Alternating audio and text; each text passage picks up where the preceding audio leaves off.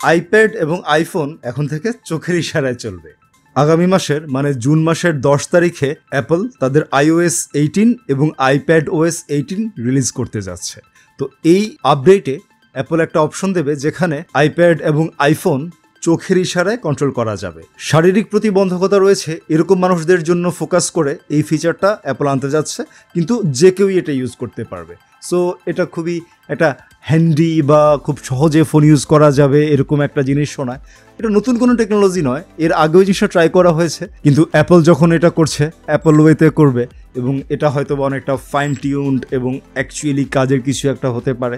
এই কাজটার জন্য অ্যাপল তাদের ফোন বা আইপ্যাডের সামনের ক্যামেরা ব্যবহার করবে। কোনো ধরনের আলাদা হার্ডওয়্যার বা অ্যাক্সেসরিজ অ্যাড করা লাগবে না এবং অবশ্যই এআইয়ের মাধ্যমে এই কাজটা অ্যাপল এক্সিকিউট করবে। এই ফিচারটাকে অ্যাপল ডাকছে আই ট্র্যাকিং নামে। এই আই ট্র্যাকিং জিনিসটা সব অ্যাপেই কাজ করবে এবং এই আই ট্র্যাকিংয়ের জন্য যেসব ডাটাগুলো ব্যবহার করা হবে অথবা সংগ্রহ করা হবে তার সবগুলোই অ্যাপলের ওই ডিভাইসটাতেই থাকবে। তো এই কারণে সিকিউরিটি নিয়ে কোনো ইস্যু হবে এরকম কোনো সন্দেহ অ্যাপল করছে না। এই আপডেটে অ্যাপল আরেকটা জিনিস আনতে যাচ্ছে, যেটা হচ্ছে আইফোনের যে ট্যাপটেক ইঞ্জিন সেটাকে ইউজ করে মিউজিকের তালে তালে ফোন ভাইব্রেট করবে। নাথিং নিউ, বাট অ্যাপল যখন করবে হয়তো অনেক বেশি ফাইন টিউনড হবে জিনিসটা। এছাড়াও অ্যাপল আরেকটা জিনিস আনতে যাচ্ছে, আর সেই ফিচারটার নাম হচ্ছে ভেহিকেল মোশন কিউ।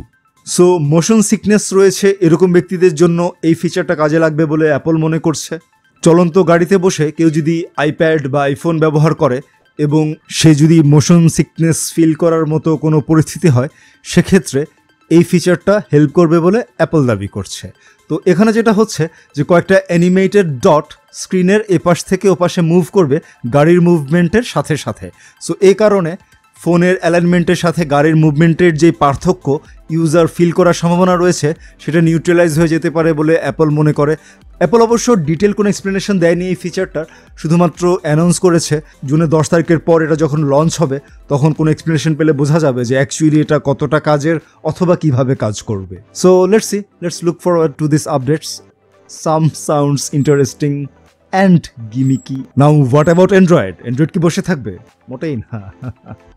মে মাসের মাঝামাঝি যে গুগল I/O অনুষ্ঠিত হলো 2024 সালের, সেটাতে অ্যান্ড্রয়েড 15 অ্যানাউন্স করা হয়েছে এবং অ্যান্ড্রয়েড 15-এ গুগল অনেকগুলো নতুন নতুন ফিচারও নিয়ে আসতে যাচ্ছে। এর মধ্যে একটা হচ্ছে প্রজেক্ট গেম ফেস। সো এই প্রজেক্ট গেম ফেসটা কি? এটা হচ্ছে মাথার বিভিন্ন নাড়াচাড়া এবং বিভিন্ন ধরনের মুখভঙ্গি অথবা চোখের মুভমেন্টের মাধ্যমে অ্যান্ড্রয়েড ফোনকে কন্ট্রোল করা যাবে। What's happening in this world? Hands, you are losing the reliability, man. So Android 15-এর এই গেম ফেস ফিচারটাতে 52 ধরনের ইউনিক ফেসিয়াল জেস্টার এটা সাপোর্ট করবে। ভ্রু কুচকে, মুখ খুলে, চোখ এদিক ওদিক ঘুরিয়ে, উপরে তাকিয়ে, মুখ ভেঙচে, হেসে, এরকম অনেকগুলো অ্যাক্টিভিটির মাধ্যমে, মানে ফেসিয়াল অ্যাক্টিভিটির মাধ্যমে অ্যান্ড্রয়েড ফোনকে কন্ট্রোল করা যাবে। যেমন নোটিফিকেশন শেড নামানো, তারপর আগের অ্যাপে চলে যাওয়া, কোনো অ্যাপ ক্লোজ করা, অ্যাপ ড্রয়ার ওপেন করা অথবা হোম স্ক্রিনে চলে যাওয়া, এরকম অনেকগুলো ফিচারই এই গেম ফেসের মাধ্যমে করা যাবে এবং ব্যবহারকারীরা নিজেদের মতো করে জেস্চার কাস্টমাইজও করে নিতে পারবে। সো দেখা যাচ্ছে যে টাচ স্ক্রিন ফোনগুলো এখন টাচ স্ক্রিন থাকবে না। অ্যাপল এবং গুগল দুজনেই হাতকে আর রিলাই করতে পারছে না, ওরা চোখ মুখের ওপর এখন থেকে ডিপেন্ড করতে যাচ্ছে। Interesting move. অ্যান্ড্রয়েড এবং iOS দুটোরই এই একটা ট্রানজিশন পুরো স্মার্টফোন মার্কেটেই একটা চেঞ্জ আনবে বলে মনে হচ্ছে। এরপর অনেক ব্র্যান্ডই এসব ট্রাই করবে এবং দেখা যাবে যে আস্তে আস্তে হাত থেকে চোখে মুখে ফোন চলে যাবে। ওকে, এই ছিল এই হাতবিহীন স্মার্টফোন এরাতে প্রবেশ করার যেই প্রযুক্তির উদ্ভাবন ঘটছে সেটা নিয়ে একটা ছোট ভিডিও।